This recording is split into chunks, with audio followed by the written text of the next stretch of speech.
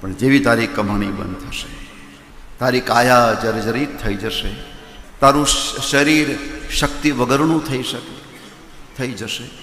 પશ્ચાદ ધાવતી જર્જર દેહે અને વાર્તા પૃચ્છતી કોપીને દેહે.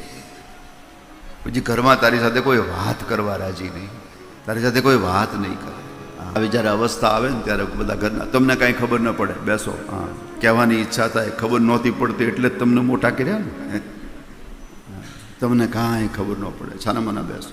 એટલે કોઈ કવિએ બહુ સુંદર કહ્યું કે દમનો વ્યાધિ થાય, ઉધરસ આવે, હા, તો જે સાસુએ વહુને એમ કીધું હોય કે બે બાજુ રોટલી ચોપડવી, એ સાસુ પાછા આ ડોસાને ધમકાવે, આમ દૂર સૂતા હો તો બિચારા છોકરાઓને સુવા દે, કારણ કે આને ઉધરસ આવે.